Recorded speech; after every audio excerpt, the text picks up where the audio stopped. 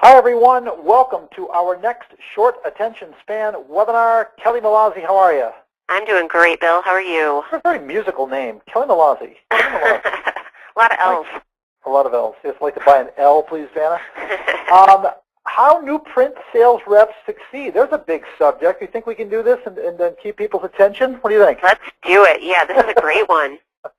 Success comes from a lot of different areas, and maybe when we get to the bottom of this list, we can put them in order, but this was kind of brainstorming. And the first one is, you know what, this was one of mine, learning what everybody else does and doing the opposite. Kelly, what's an example of a sales assumption that everybody else makes that a new sales rep can benefit by doing the opposite? Well, you know, we always talk about our favorite ones, which is the when's a good time to make a sales call. Right. And a lot of seasoned reps will say, stay away from Fridays, stay away from Mondays, stay away from mornings, you know, all this stuff. And we just say, poppycock. There is no such thing. No such thing as a bad time, a bad day, anything. You know, there's no such thing as a bad time to make a sales call. So that's an example. And I actually just went to a really great print forum put on by a printer here in Chicago. And the keynote speaker was this woman named Sally Hogshead, who was absolutely fantastic. She did this. Her whole system is called Fascinate. And she says that what we need to do is, she says we need to unlearn how to be boring and relearn how to be fascinating, because we were all fascinating when we were young. And then that kind of gets beaten out of us as we age and as we grow and mature and you know, go along in our lives. So you take this really great personality test, and it teaches you about what your triggers are for fascination. And that's why this number one that you put on here is so important, that it is to blaze your own trail and do things your own way. Because I had so many bosses tell me, oh, your letters are too irreverent, they're too casual, you can't talk like that. And I would fight against it and say, but that's my voice. Like, I have to be able to express myself my own way. And, you know, that to me is just, it's very, very important that especially young people are allowed to kind of do things their own way. Absolutely. Okay, good. So then, taking advantage of the resources, this one blows me away. As a sales coach, I'm always shocked that when I hear a sales rep is not doing well, I think, why aren't they calling me? Mm-hmm. I mean, if the client that I'm working with, why are they not burning the phone line? And I say to my customers, Kelly, I use these words, you cannot call me too many times. No one has ever called me too many times. I've never taken out a restraining order on anyone. Right. And it's like, okay, geez, Bill's in the business of making people successful in print sales. I'm not being successful in print sales. Oh my God, why are you not calling? Why are you not taking advantage of the resources? Do you belong to a trade association? Why aren't you calling them if you're a print owner? There's LinkedIn, there's free stuff that you can do.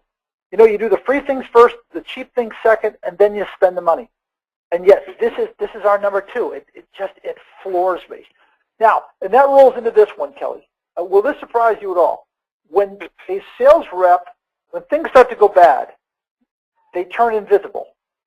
Does that surprise you? No, not at all. Yeah, true. And we want to tell them to do the exact opposite. We want to say, stay visible, stay vocal. And this has to do with getting your resources. But a successful sales rep will consistently, they will bug successful veteran sales reps. And ask the big open-ended questions. How did you do it? How did you become successful? What did you do right? So stay out there on that. That one shocked me, Kelly. Yeah, but it's very true, and I think that kind of dovetails into, I don't know if this is on your list or not, but those same people that they're being vocal to, they should be saying, again, it's kind of like a teach me, like take me along on sales calls. What else do I need to know? What could I read?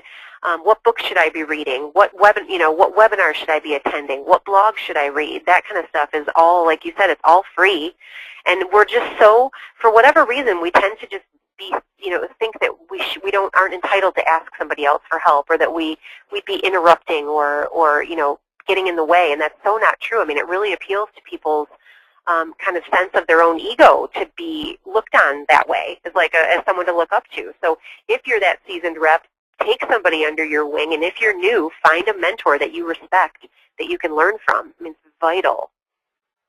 Here's the big one. Successful sales reps are diligent, and I'll make this one really quick. the diligent sales reps succeed 100% of the time. I have never, ever, in my 20 years as a coach in this industry, come across a persistent, diligent sales rep who has not succeeded, regardless of their natural sales ability, natural sales skill, born salesman, blah, blah, blah, I don't care.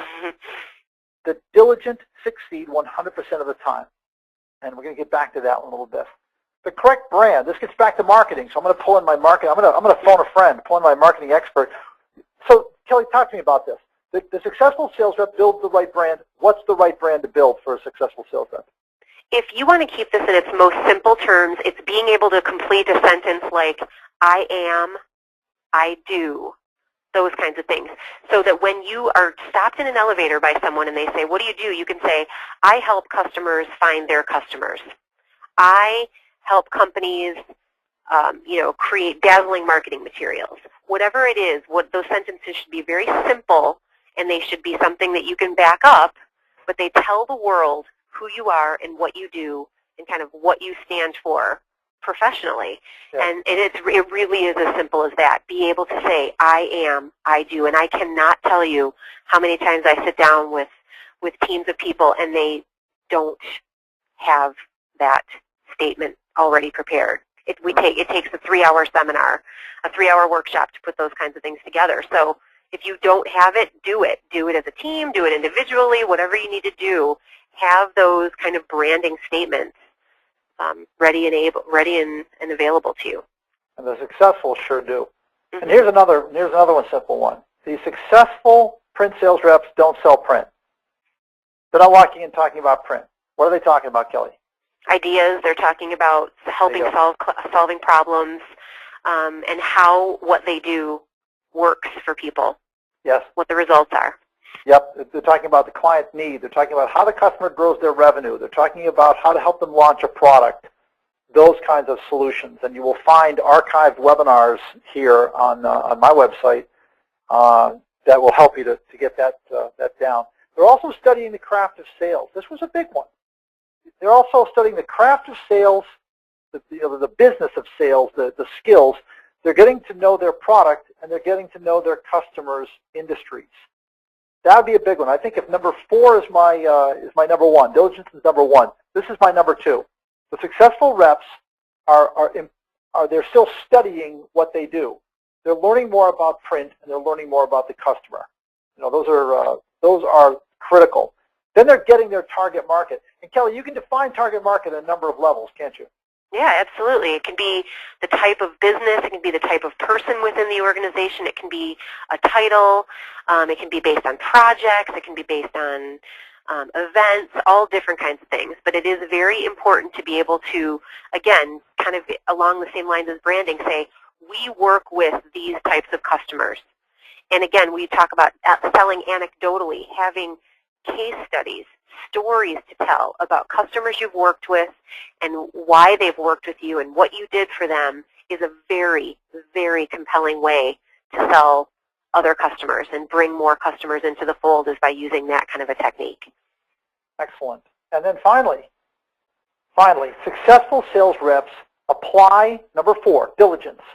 They go and they run the play, and then they come back and they tweak it just a little bit. Maybe they change who they talk to. They change what they say, and then they go and apply it again. They apply it with diligence, and then they drop back a little bit, and they make some adjustments, and they ask someone, or they call someone. They call a resource. They read an article. They read a blog, and then they go and apply it again. And this kind of a learn and apply cycle turns out to be very successful. So that's what, the interesting thing about the subject is there's a lot of sales reps that I work with that don't have an idea of how they're doing and where they're at. It's like healing. It's like I got my cast off my hand. I've never had a cast on my hand. I don't know what normal is. The doctor said, wow, you're right where you should be. I said, my hand is killing me. He said, yeah, it should. It's like, oh, thanks a lot. So that brings up such an important point, though, because I tell every time somebody new calls me and we get to talking about what they need and what's going on with their sales process, is I say to them, you are not alone. You are not the only person saying these things. And they just go, really?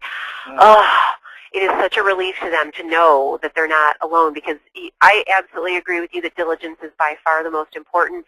And if it's like 4A, or kind of combining 4 with 7 and 9, is preparation, preparation, preparation. Be prepared every day. Be prepared for what you're going to hear. Be prepared for what you're going to say.